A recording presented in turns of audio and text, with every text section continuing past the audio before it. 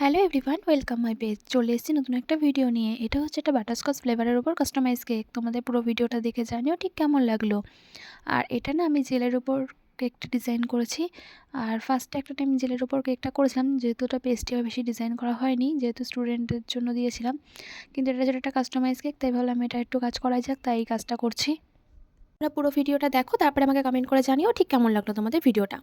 তো দেখো আস্তে আস্তে আমি ফিনিশিং দেওয়ার চেষ্টা করছিলাম। আর তোমাদেরকে বলে রাখি যে সবাই একটু পেজটা একটু ফলো করে দিও, আর লাইক কমেন্ট শেয়ার করতে কিন্তু একদম ভুলেও না। আর ঠিক কেমন লাগলো আমাকে একটু কমেন্ট করে জানিয়ে দিও। তো দেখো আমি জেলটা তো তৈরি করেছিলাম, কিন্তু আমি জেলটা একটু ভুল হয়েছে। আমি জেলটা খুব পাতলা হয়ে গেছিলো।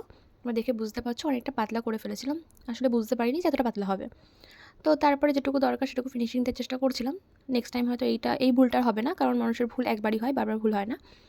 তো আমিও চেষ্টা করব নেক্সট টাইম পুরো ঠিকঠাক করার। দেখো এতটাই পাতলা হয়ে গেছিলো যে উঠে যাচ্ছিলো।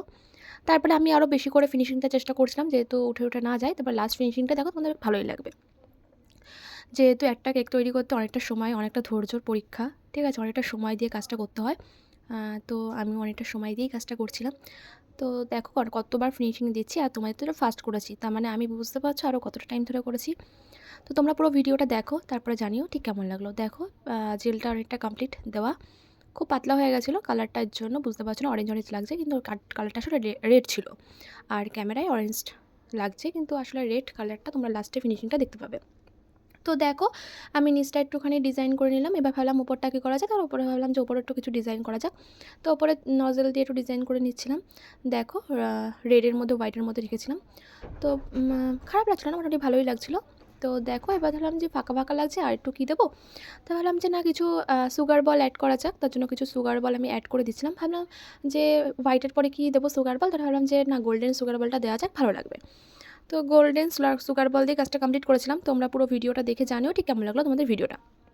আর যারা অর্ডার দিতে চাও আমাকে ইনবক্স করো, আমি তোমাদের অর্ডারগুলো নিয়ে নেবো। সবাইকে বলছি দিনে দিন অর্ডার দিও না, তাহলে খুব চাপে হয়ে যায়। 2 দিন আগে একটু অর্ডার দিও, কিংবা 1 দিন আগে অর্ডার দিও। তাহলে আমার সব কিছু গুছিয়ে রেডি করে করতে খুব একটা প্রবলেম হবে না। আর দেখো এবার তো প্রায় ডান কেকটা। আর হচ্ছে জাস্ট একটু ফিনিশিং দিলেই আমার কেকটা পুরো কমপ্লিট। আর ফাইনাল লুকটা ঠিক কেমন হবে তার জন্য পুরো ভিডিওটা দেখতে থাকো, কিন্তু স্কিপ করো না। তারপর তো দেখছিলাম যে আর কোথায় কী দিলে ভালো লাগে। তারপরে ভাবলাম যে না, এখানে মাঝখানটা অনেকটাই ফাঁকা ফাঁকা লাগছিলো, মাঝখানটা কী দেওয়া যায়, তাহলে একটা বল অ্যাড করে দিই। যেহেতু রেড কালার করেছিলাম, আমি ভাবলাম রেড কালারের একটা বল অ্যাড করে দিই তোমাদের ফাইনাল লুকটা দেখার জন্য। তোমরা ওয়েট করছো, চলো ফাইনাল লুকটা তোমাদেরকে দেখিয়ে দিই।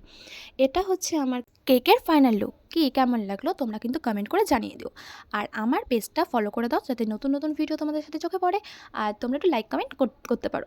তো চলো, এটা তো দেখেই নিলে কেকটা। দেখা হবে অন্য কোনো ভিডিওতে, অন্য কোনো কেক ডেকোরেশন নিয়ে। তো আজকের মতন টাটা, দেখা হবে অন্য কোনো ভিডিও। চলো সবাইকে টাটা, ততক্ষণ সবাই ভালো থাকো। চলো সবাইকে টাটা।